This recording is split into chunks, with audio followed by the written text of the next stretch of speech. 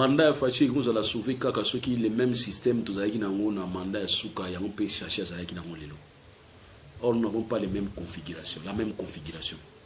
Configuration d'hier c'était une autorité qui impulse, qui donnait l'impulsion na ba branche nyonso na ba racine nyonso. Et ça venait d'en haut. Donc le chef de l'État ancien, Otobengi, sénateur à vie Joseph Kabila, c'est lui qui donnait l'impulsion. À tel enseigne que qui est au niveau quartier, beaucoup de photos n'a effali. Car la photo n'était même autorité les autres planés. Ah non, chef de l'État à lobby, chef de l'État à lobby. Mais aujourd'hui, vous allez remarquer que nous avons une nouvelle configuration. Il y a belligérance, mais il y a adversité. Pouvoir en sous échapper. Tu vois, il n'y a pas de difficulté, c'est un vrai difficulté. C'est un vrai obstacle au handicap. Et permettre d'aider à côté de l'impulsion dans le domaine.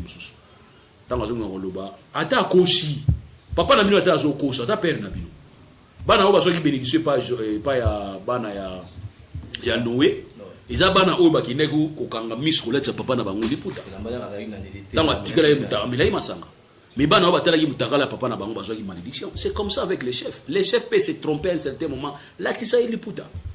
Mais quand vous allez voir, bon, que j'aime beaucoup aussi, Nalingake Ming, Maman Dajani Mabunda, Azolo Baoui Azo Kanisa, sans tenir compte de la considération de la chef d'État lobby. Parce que Yézou n'y a pas impulsion chef de l'État. Ce n'est pas la même configuration au chef d'État Zaginango. Et avec l'impuissance, il m'a dit qu'il arrivé à transformer homme congolais malgré le pouvoir à Zaginango. Qu'est-ce qui fait que l'Assemblée provinciale a s'agiter? Or, l'agitation de l'Assemblée provinciale ne peut arriver que ce que l'Assemblée provinciale a se conformer qui n'a pas de règlement d'ordre intérieur, n'a mon côté. Ça peut poser déjà problème à ce niveau. Posez-vous la question seulement. Règlement d'ordre intérieur, il y a bango moko et nini par rapport à Kawan. Nous avons insisté, nous avons tout à l'heure, pour l'Assemblée l'Assemblée provinciale, il y a bango copie. Il y a un règlement d'ordre intérieur à niveau de la Cour constitutionnelle. Vous pouvez répondre, non? Kuna ne uza kuna gani na bango armoire na bango zara kuna. Kuna za armoire na bango te. Mais maintenant il faut savoir si c'est quel acte. Est-ce c'est un acte administratif qui demande à ce que requête la diriger vers le Conseil d'État pour annuler l'acte administratif ou carrément c'était un acte qui caractérise violation. Il y a un règlement d'ordre intérieur. Et qui fait maintenant qu'il faudrait qu'il y ait un juge. Il fallait juge à statuer par rapport à Nango. Pour nous, nous estimons aussi que ceux qui courent constitutionnels peuvent émettre ces juges. C'est qu'ils appellent la raison de motivation. Il y a pessi. Mais il y a un acte. Il y a un règlement d'ordre intérieur et pas na bango. Ça prouve que c'est votre juge. Des baloba qui tout ça, les conventions, c'est le tribunal compétent qui chasse des alliés habilité à la compétence à examiner les litiges. Nous avons choisi. Vous comprenez? Attends, nous avons un conflit, nous avons mis un tribunal, place à un autodéclaré qui compétence auparavant. Donc, il faut que Kimeza. J'aurais préféré que acte la réclamer, revendiquer par Batumusu, na posa koye ba vérité. Mais ali tinate so ezali organe o posa qui problème au départ abanda ko sa neti abana ko affronter barré. Ba ko la saïka ka article lobby, les arrêts sont susceptibles d'aucun recours.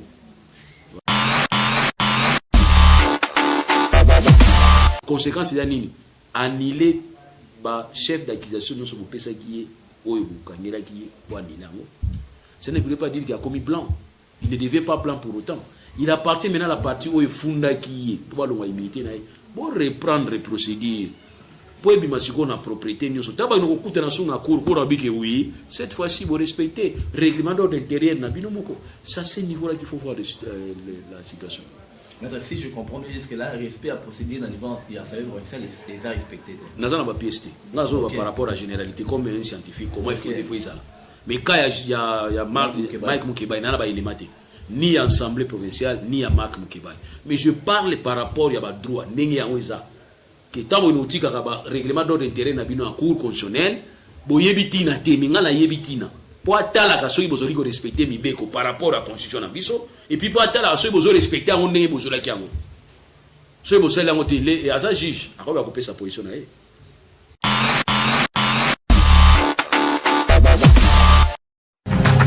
Radio Bissonyonso Congo, RDC, une chaîne au cœur du monde. Merci à tous les abonnés de Ben Céleste, mais pourquoi pas de la radio Bissonyonso Congo RDC à suivre en ligne sur www.congonews.com, les grands rendez-vous du décryptage de l'actualité de la semaine. C'est aujourd'hui encore avec Maître Loulou Dilumut. Avec lui, on va vraiment brosser les grandes lignes de l'actualité de la semaine. Maître Loulou, tout ce qui est pour la état d'actualité, Maître Loulou, aujourd'hui, n'est-ce pas, faut dire, contradiction entre la Cour constitutionnelle et l'Assemblée provinciale concernant l'affaire Mike Mukebai. La Cour constitutionnelle qui a déjà rendu public la disposition portant libération de Mike Mukebai. Qu'est-ce qui retient jusqu'à Mike Mukebai en prison? Et ça pas si Mukele l'autre va rencontrer la situation. Ce qui est important, arrêt qui rendu, quelle que soit la condition arrêt qui rendu, il était mal que coup tant on rend arrêt na ewana sans samedi mois que Muto Azali concerné nango place député à outil azwa défense nango. C'est une façon pour la biso ko va réduire justice na biso anéa. Je me pose seulement une question. L'intérêt provincial naza nango so amoni Mike Mukebai na prison. Des années.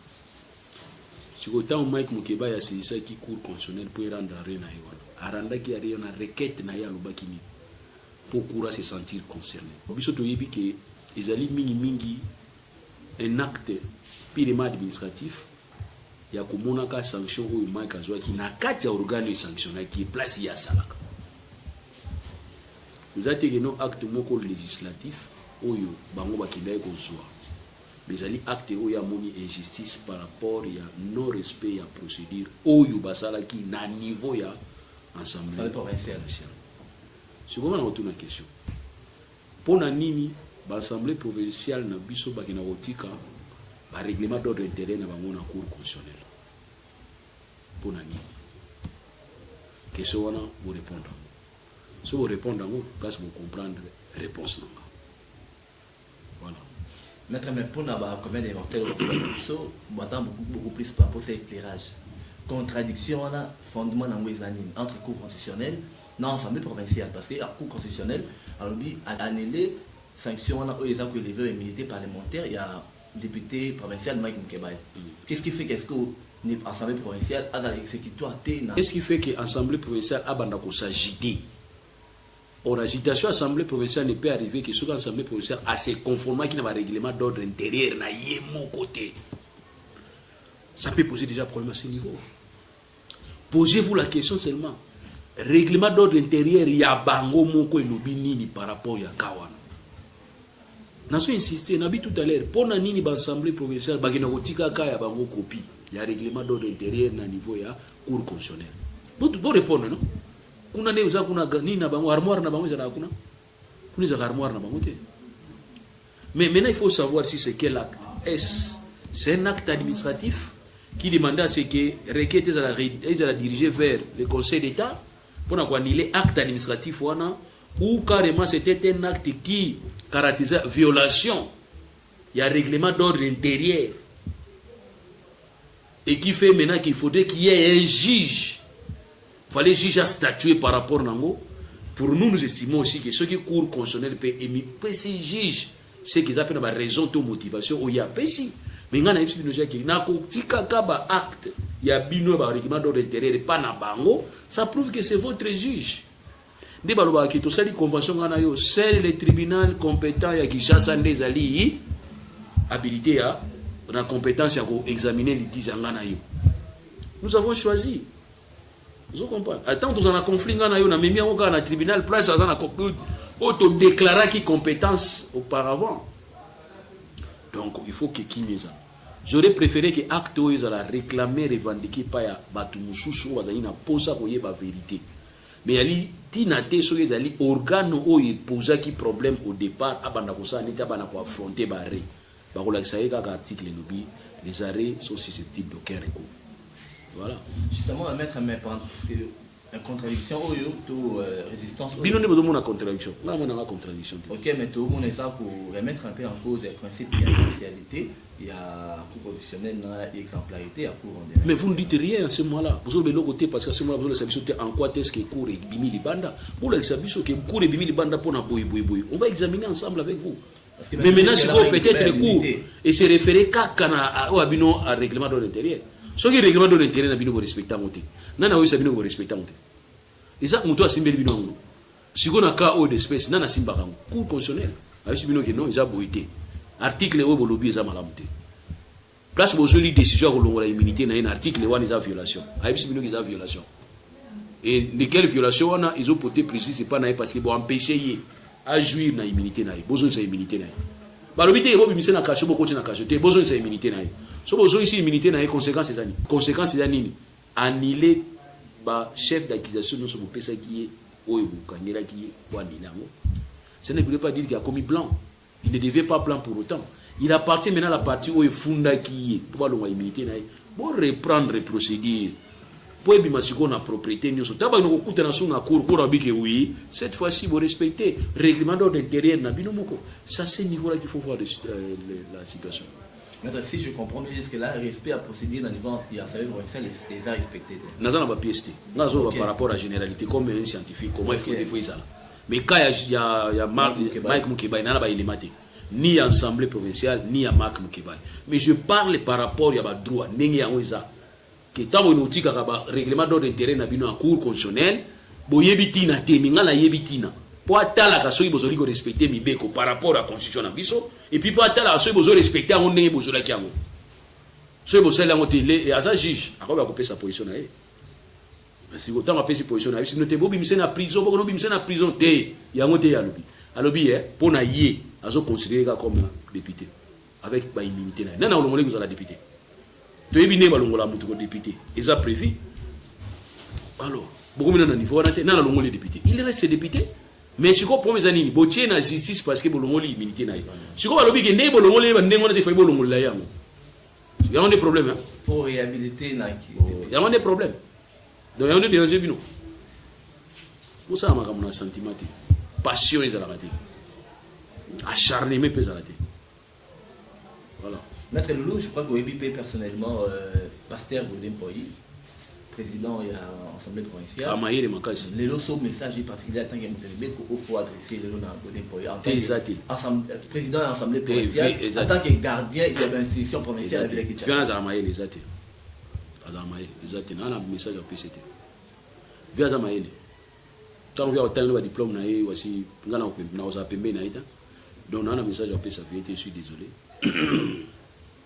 Sauf que, vous dites qu'il bras de fer. Moukébaï peut rentrer aujourd'hui, ça n'a rien à voir pour lui. Matériellement, financièrement, moralement, ça n'a rien. Sauf que l'autre, tout ressemble, c'est de justice. Tout y est, ma bise à la qui bouille, tout y est corrigé bouille, mais côté baboy n'a pas. C'est comme exemple, on a pu savoir député, professeur n'a pas à Congo central. Bah, Moussous, bah, il est là, toi, l'ongwa. Bah, c'est le va qui binoye. Ou bien, passe à nord.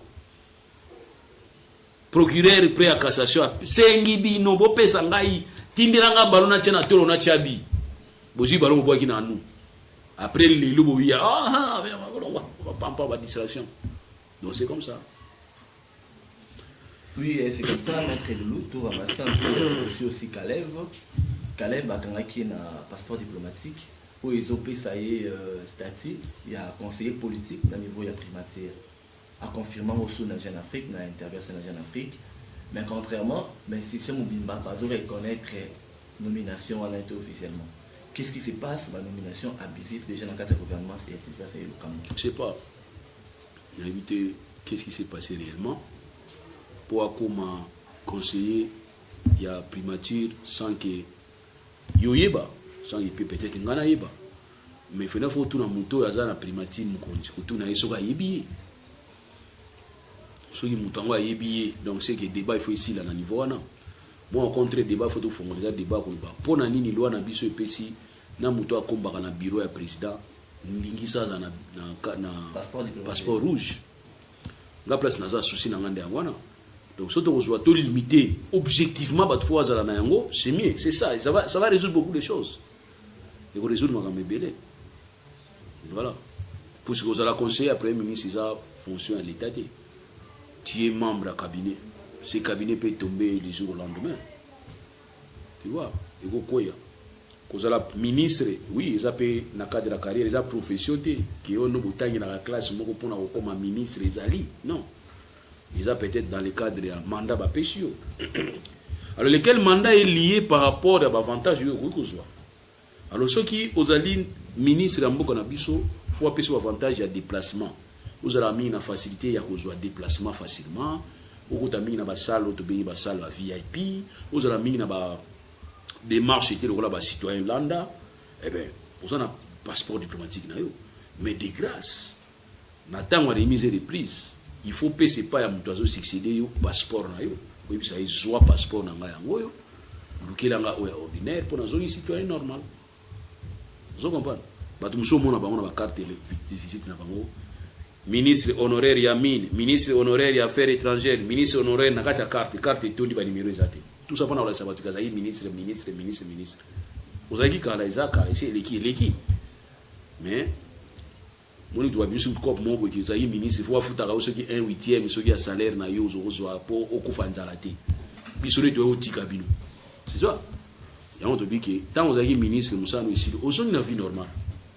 Pour bien avoir vie après mandat. Bamso isa bilanga na bango, bamso abokola bani basali zona bango. C'est ça la vie après mandat. Mais bino li ba vie après mandat pour continuer ko bénéficier na ba pilon wana ministre ya neote wana zaka ministre mais pilon so ya nini. Bon aza ka autorité non. Donc c'est ça à peu près. Oui, justement, Maître Loulouto, c'est un peu comme c'est mon point de vue par rapport au dossier sur le mouton. Le patron, il y a Africa, ça va maintenir jusque-là dans la justice pour des raisons d'enquête, pour réellement l'utilisation. Il y a des fonds publics, il y a mots, il y a réalisation, il y a travail à 100 jours à ce mouton.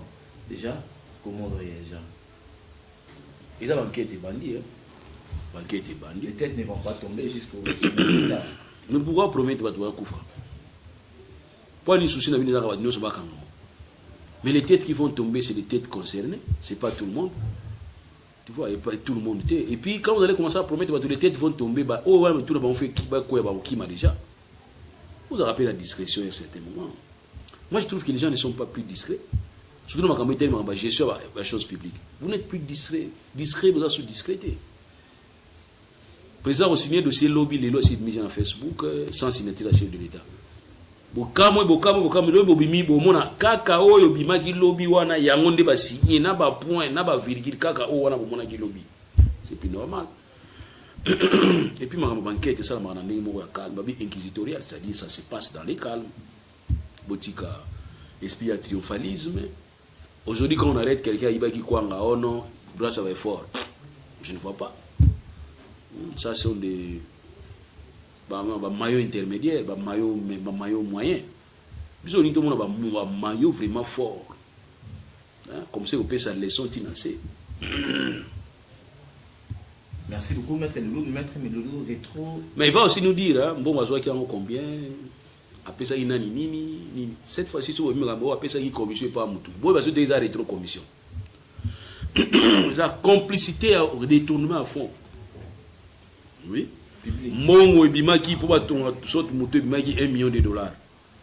Moi na maya qui signé place à $1 million mais il y a pesa qui yo 200 000 $. Ko bate bakabela ki yo. Ici ramasser c'est pas voler au salaté. Ba ko zo ka niti muyibi. Ato ibaki 1000 francs. Ata ba pesa ki yo $100 na kati ya mbongo wana. Ba siteka komona okenena. Kenena. Musa ozabino tout place moko na ba ibaki 200 000 na ba ibaki 50 000 na ba ibaki 1000. Pas si dans moto azoki neka $50 na mbongo. Bozala bisika moko na wa ibaki 200 000. Vous comprenez?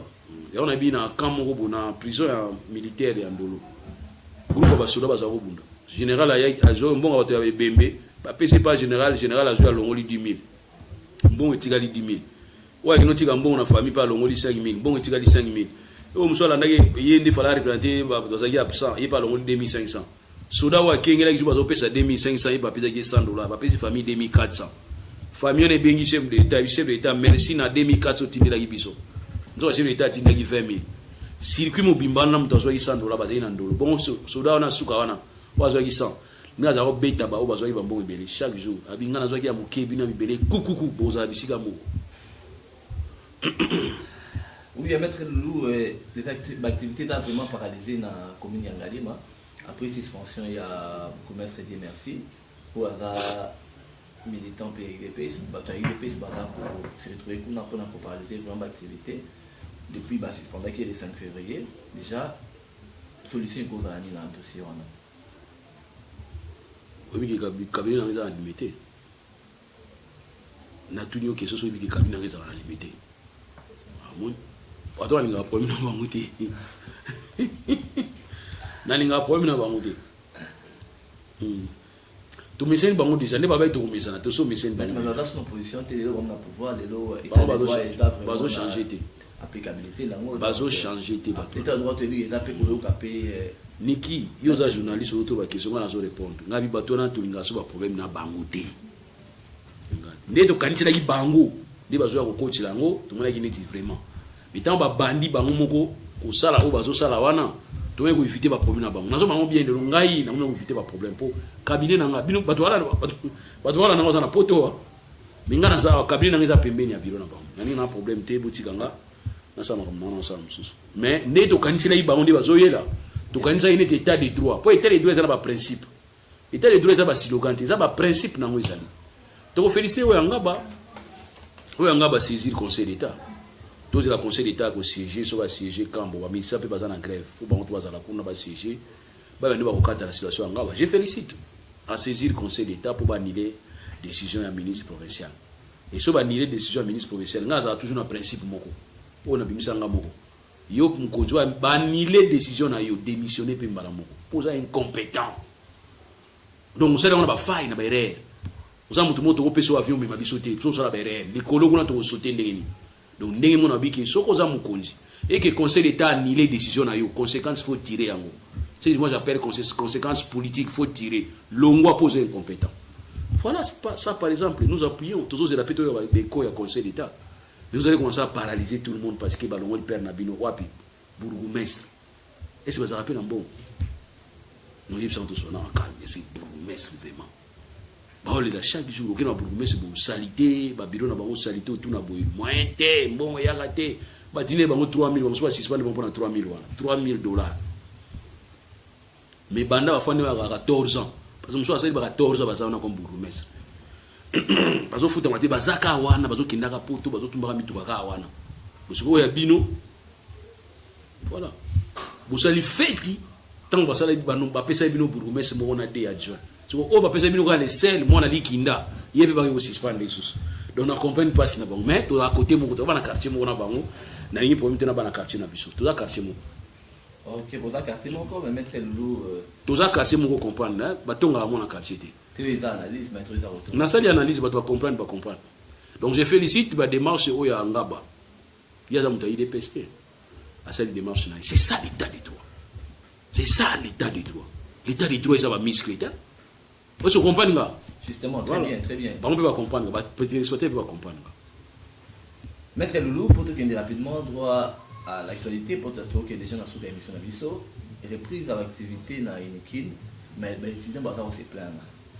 Auditoire dans le Bungité, ma bloc obéli après. Mais moi, je vais vous l'activité pour suivre dans les 24 heures. Voilà, peut-être au de banquette. Jusque-là, je dirais. Tu es au de banquette. Puisque au de la banquette, était pour nous payer un bon. Tu es au de banquette pour la déclaration.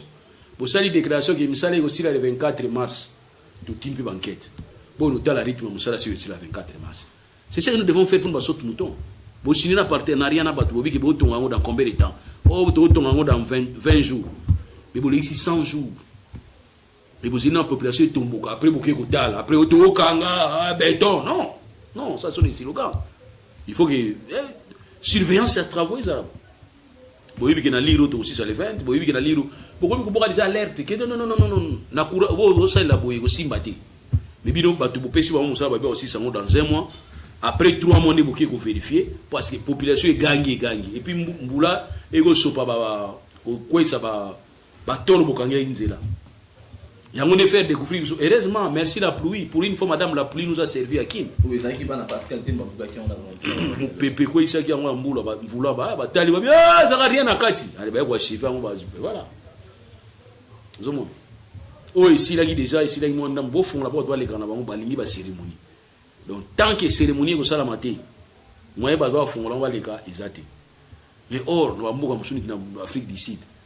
Nzela kitoko basali ba ménager ba bendi rai koti ba tiba autoroute butu ba ko sala butu mais tant bo zongi bo koti ba nzela ba to ba oh boni bo sali cérémonie ah cérémonie ya nini cérémonie ba sala ya nini no biso boka makasu to boka bien ah oui zala raté bo bandi nzela sili ba to ba na koleka mais pas la bino ba cérémonie belé au moins la cérémonie eza ko coûter trop cher na œuvre basali so ils sortent monter coûter qui $100,000 cérémonie coûter $200,000.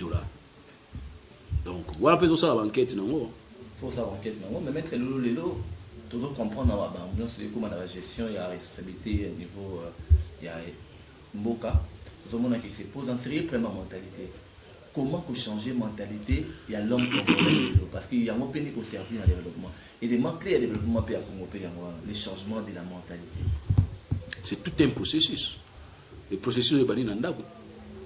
Si à la maison parents, papa ou chef de famille, azali incapable d'orienter bana na pour na valeur, compte tenu du fait qu'il y a un bon côté. Parce que c'est ça aussi.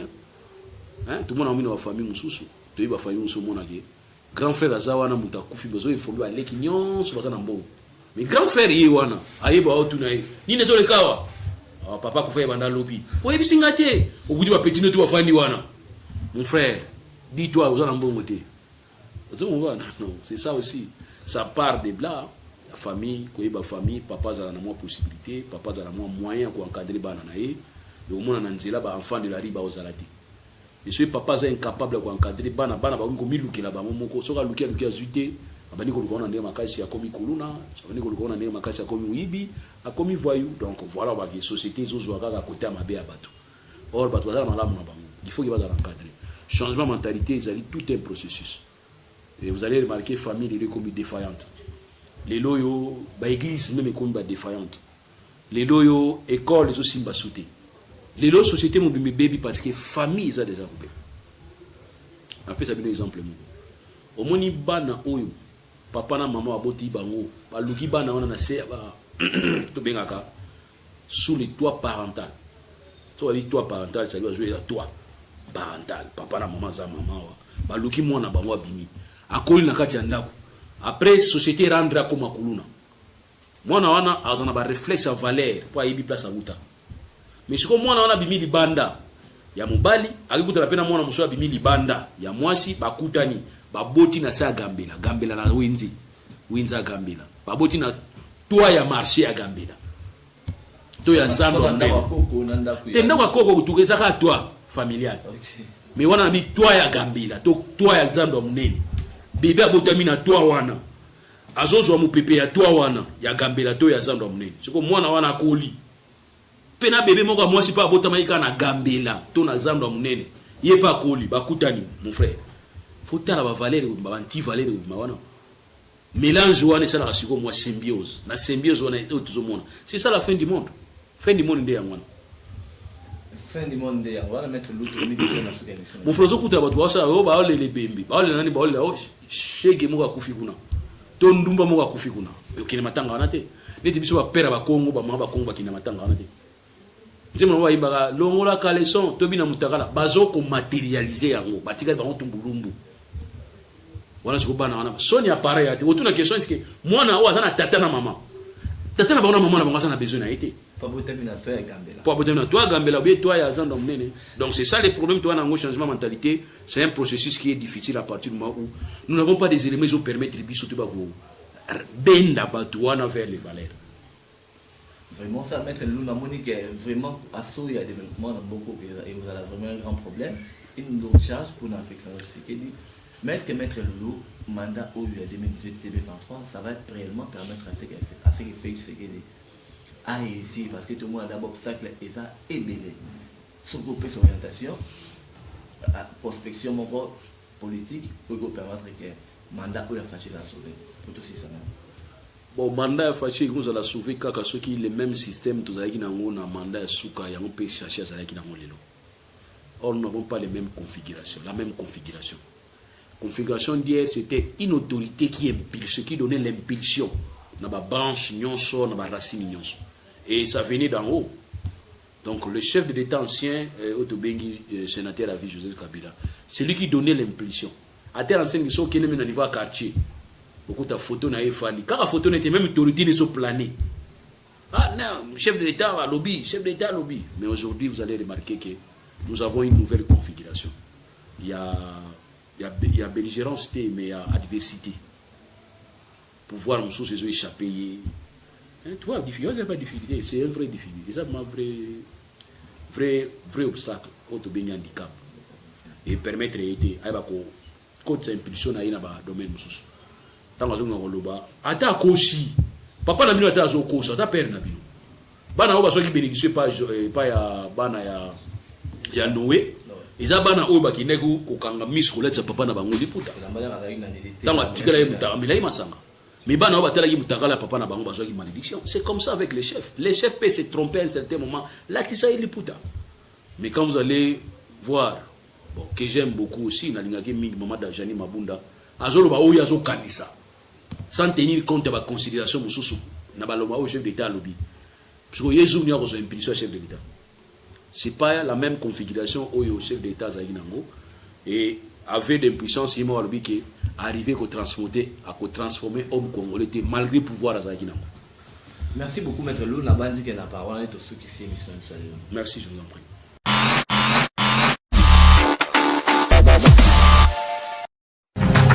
Radio Bissonyonso Congo, RDC, une chaîne au cœur du monde. Vous êtes sur la radio Bissonyonso Congo RDC. Oui, tapez www.radiocongonews.com, accédez dans notre site et avoir toutes nos informations. Soyez le mieux informés dans le monde.